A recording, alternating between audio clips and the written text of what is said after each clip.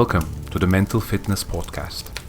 Today's entrepreneurs are mental athletes that have to know about the mind and how to keep it fit. Our goal is to increase our resilience against stress and anxiety, optimize our productivity, motivation, and optimism by learning about the human mind through psychology, neuroscience, and human behavior.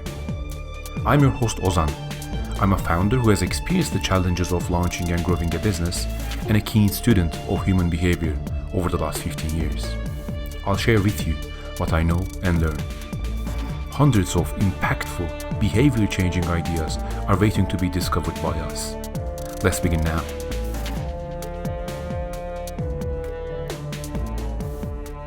Problem solving and critical thinking in our set of analogies are like strength training. Imagine you're at a gym and you walk to the strength training area with the free weights and all the machines. So I will talk about why strength training is problem solving and critical thinking in our gym of the mind. But before I do that, first and foremost, there is something I have to share with you.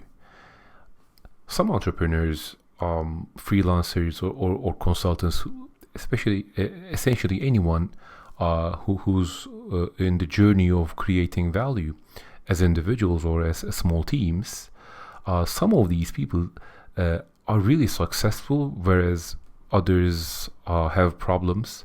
And I think one of the key differentiating factors is whether they see the obstacles they run into as problems to be solved and their job as that of a problem solver versus seeing obstacles as some things to be avoided or something that can potentially derail a business. So this is the first idea that we have to be on the same page about.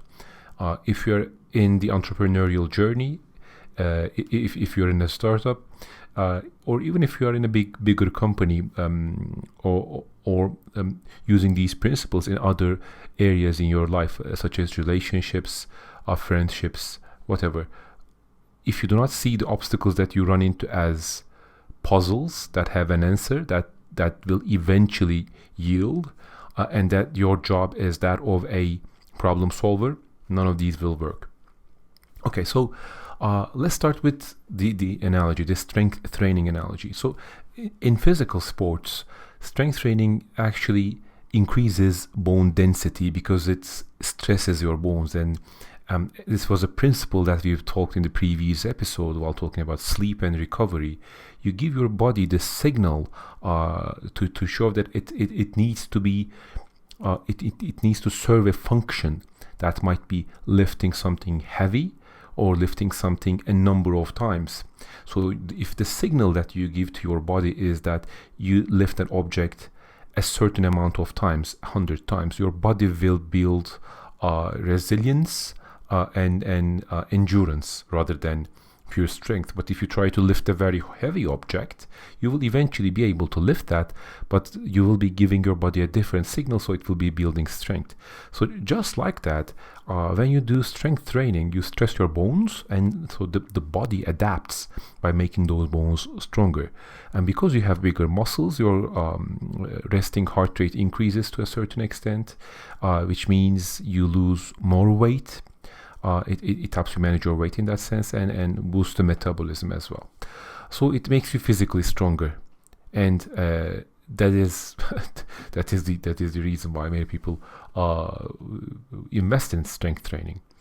In our mind, a mind full of thoughts and models that really survived the test of vigorous critical thinking is like a body with strong bones.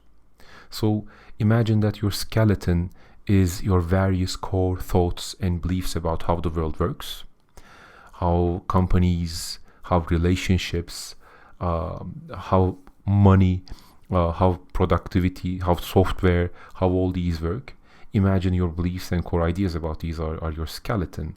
The more tried and tested, the more vigorously critical thought they will be stronger.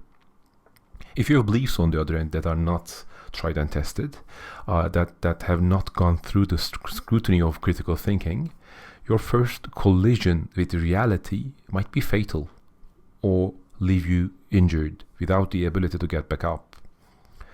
So as you build more mental muscles, you become a more clear thinker. So that person who is able to think more clearly is able to spot fallacies, mental biases much quickly. You can also much more quickly get to the heart of the problems that need to be solved and take action to actually go forward.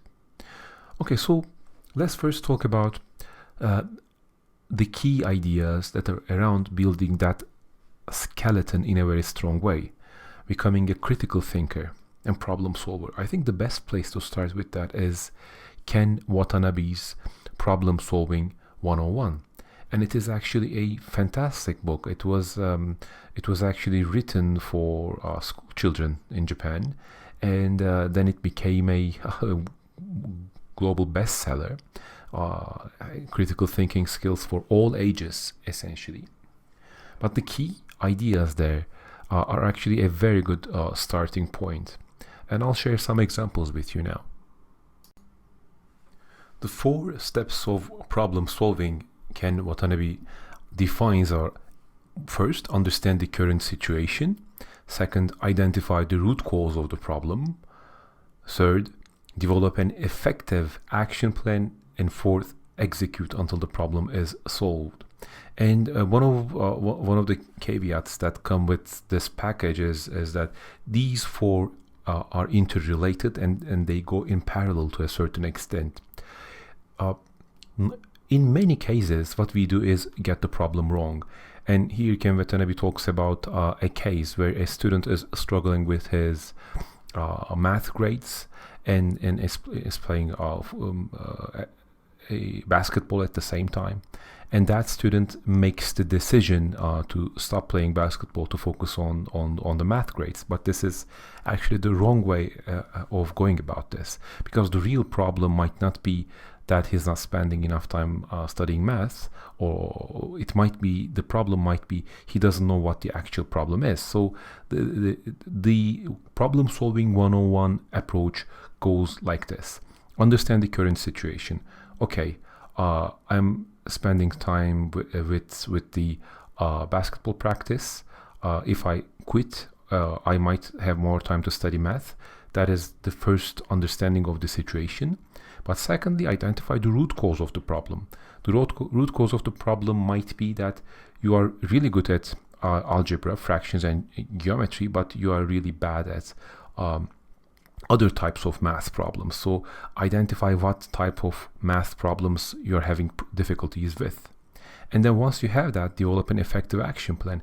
It just might turn out that you might be able to find a way to keep the basketball practice within your life, while at the same time focusing on the specific problems that you need to improve yourself in your math test, and then execute until the problem is solved.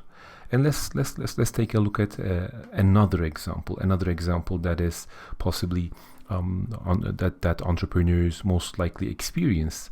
Let's say you are not getting the return you expect on content marketing that you're doing. So you might think the problem is the quality of the content, and that because of that you don't have the resources to create enough better quality content, and you might think about giving up.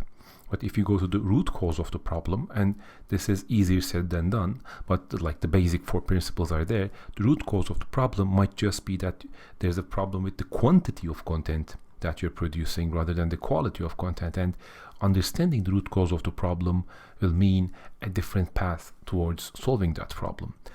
So going back to the skeleton and problem solving analogy, really understanding how humans approach problems and how we think around them, and being really methodological with our understanding of them, actually is equivalent to having stronger muscles.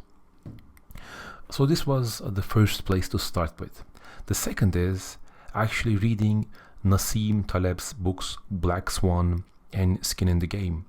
So Skin in the Game, I'm I think 70% through that book. Black Swan I've read about 5 months ago, and these were concepts that I was that I had certain exposure to, but reading those books have really clarified those in terms of what is actually a fallacy, what is actually they're perfect for taking a more critical approach towards what works, the role of chance, the role of coincidence, what we can affect and what we are not effective about. So it is a really good place to actually learn about critical thinking.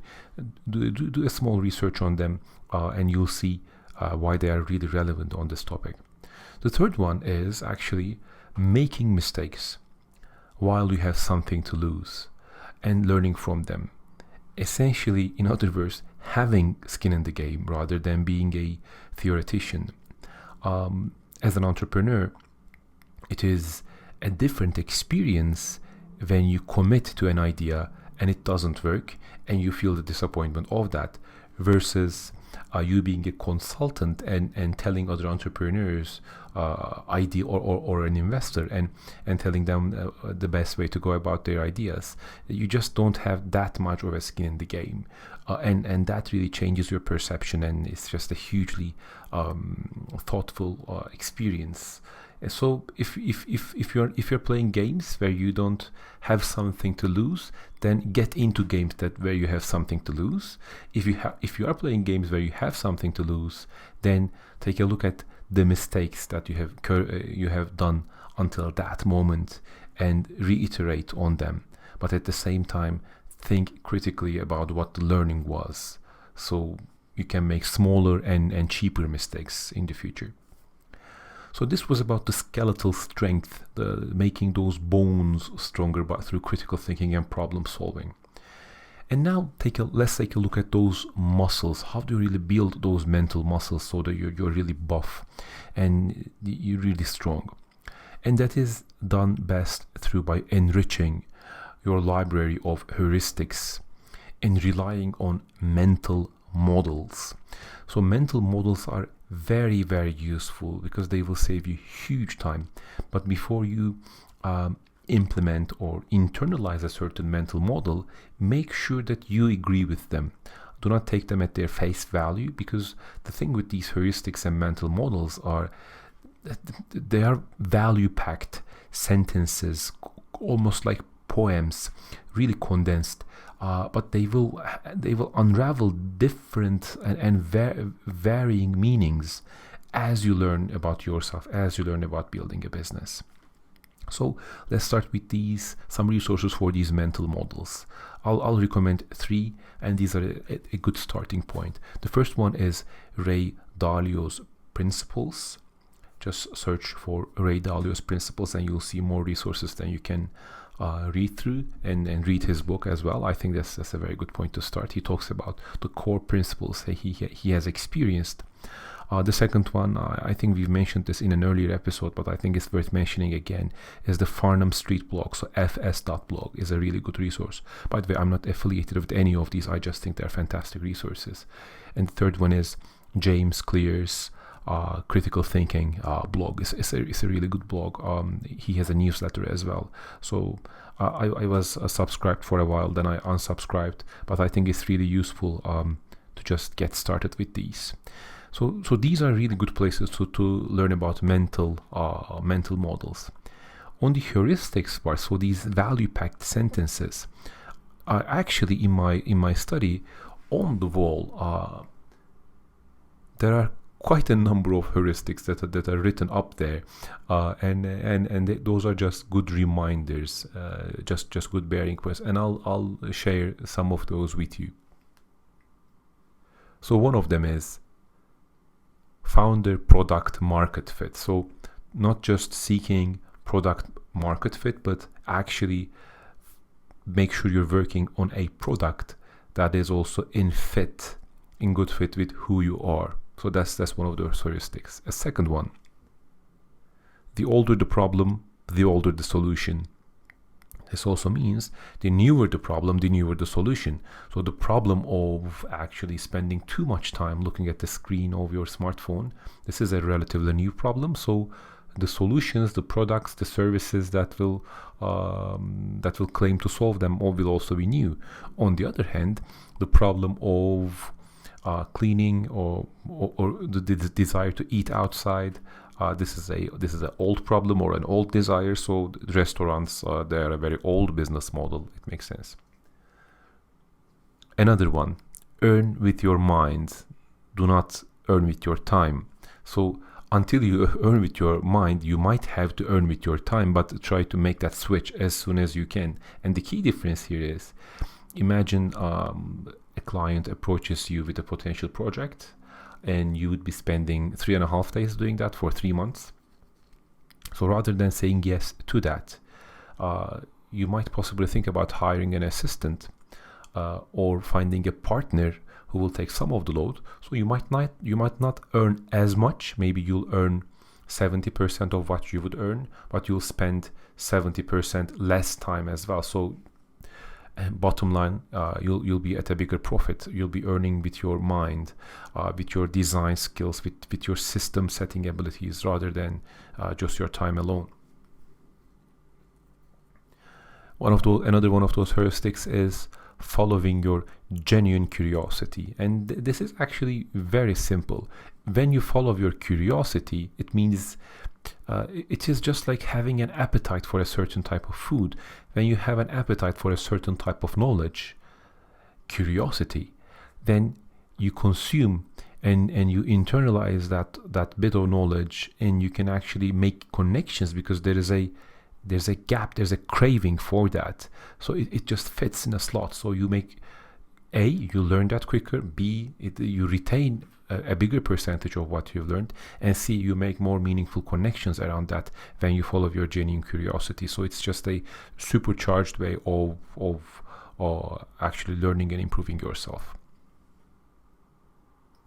Another one of those heuristics, when in doubt, look at the laws of nature. This is actually a quite good one because it can be quite tricky and quite indirect. But as you understand more about biology, as you understand more about human anatomy, you actually find these interesting connections in which how systems work and how they depend on each other.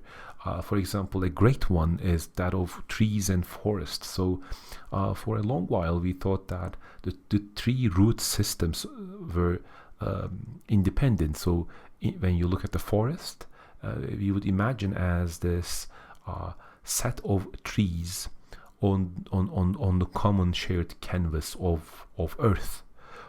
So trees on Earth, but trees were not necessarily touching each other. Well, it turns out in a forest, trees are connected to each other through root systems, and when one is at distress, it will send signals and it will share resources with the trees around that. When there's a disease, when there's a problem. So this is hugely incredible, richly analogical type of information that you can think about in building systems for your company. For example, imagine you're a team of people working together. You're not individual units that do not touch each other, but rather you can design that system so that people share resources with each other. So this is an inspiration that comes from nature, and there are a million more like this. So the heuristic is, when in doubt, look at the laws of nature. And there are many more. I mean,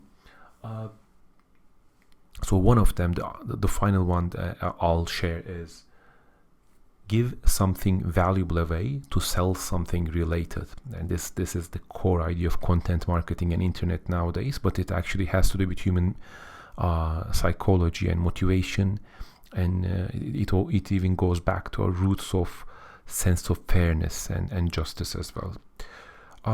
So to wrap up, problem solving and critical thinking is similar to strength training for the mind.